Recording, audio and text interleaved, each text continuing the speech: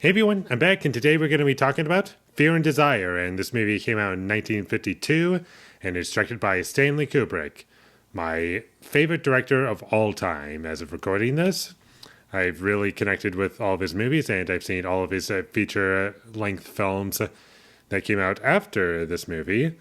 And I own a lot of his movies. And for those of you who are unfamiliar with the movies that he's made, I am going to go through them really quickly, just to give you an idea of what kinds of movies we got after this point, such as Paths of Glory from 1957. We got Spartacus,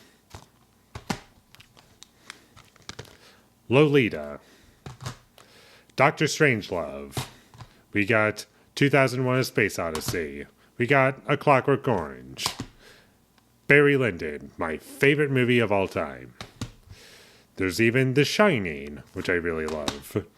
Full Metal Jacket, really enjoyed that one. And Eyes Wide Shut. So, you've probably at least seen or have heard of one of those movies. And the only two that I don't own that I have seen are The Killing and Killer's Kiss. And those two I don't love, but they're movies I can say are, at the very least, worth checking out. I don't think they're comparable to any of the ones I've just shown you, but still worth checking out, and I'll probably watch them again at some point. And this movie was the only one I had never seen before, watched it for the first time, and there's a bit of backstory to this movie, which I'll get into later, but the film itself, it was 60 minutes, just an hour long, and I hated it.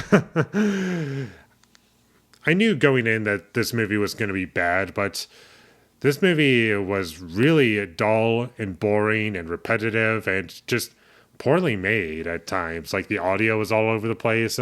Some things were really loud and quiet, and there was clearly just a mess from start to end, and I just couldn't really figure out what was going on. And the plot I didn't care about. There was like nothing to keep me latched onto. The only positives I can say about this movie are just that it's well shot, especially for a first feature film. Like, I think it looks very nice. That's the best part about this movie, is that it looks very nice consistently.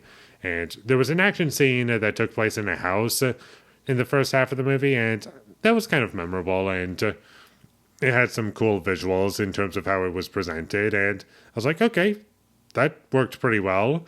And for a first feature film, I thought it was pretty great in terms of how it was executed, but unfortunately, the rest of the movie offered me basically nothing. The acting was pretty bad. Like, sometimes these actors would barely emote, and I was like, are we supposed to believe these are characters?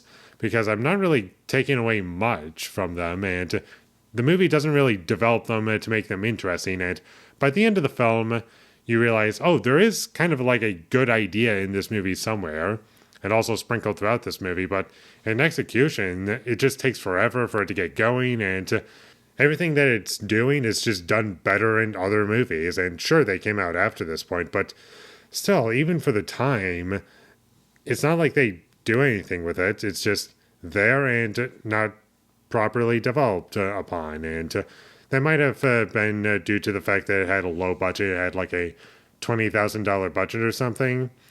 And adjusted for inflation, that's like $250,000 almost.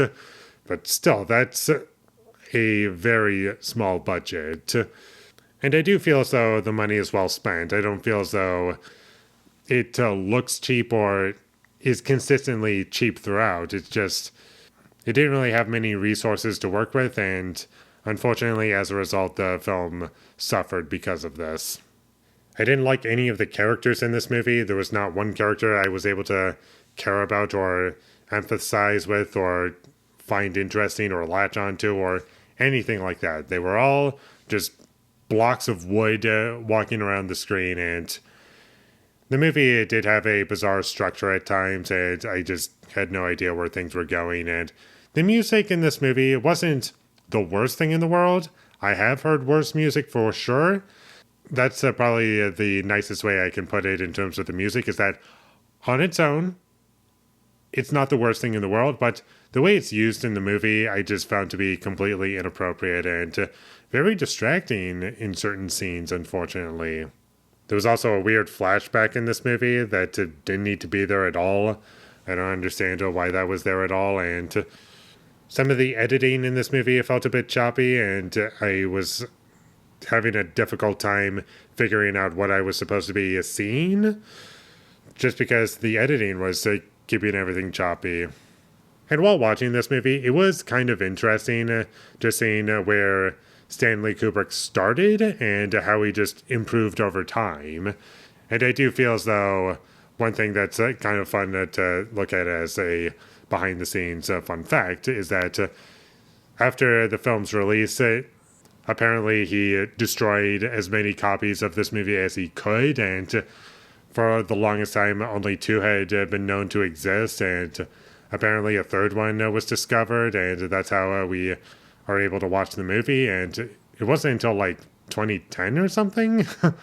But that's pretty crazy to think about, just destroying your own history. And I'm personally of the mindset that there's no art that shouldn't be preserved, even if it's bad. Like, you don't know, it could be valuable to someone someday, or just, you don't know where time is going to be headed. Even if something ages like milk, it's still important to preserve it, I feel. Like, I'm not really of the mindset that you should be destroying the things that you create, or anything of that matter. I just feel as though that was a gigantic mistake.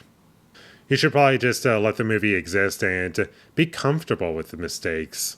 I feel as though that's the approach you should go with it, instead of trying to erase your own history or hide it. And we've seen examples of movies that have still existed that have been ruined through editing, like the original Star Wars trilogy, like completely just... I don't even know where to start with those, because there's just so much discussion about that and how everyone just hates all the changes because it doesn't add anything. And same thing with the Evil Dead. Like, you have to get one of the original DVDs in order to watch the original cut of that movie. Otherwise, you get a version that's just been tampered with and tried to be fixed and perfected. And I just feel as though that's a bad thing to do as well. And I'm just going to say this because it's the only joke that I had pre-planned for this video, is that throughout this entire film, unless I'm forgetting something, I felt no sense of fear and or desire that happened in this movie for any good reason. That's the only joke that I came up with while watching the movie. And that's about all I have to say about Fear and Desire. It was terrible. I hated it. I never want to see it again. And I saw this movie a couple of hours ago as of recording this, and I'm forgetting most of it already.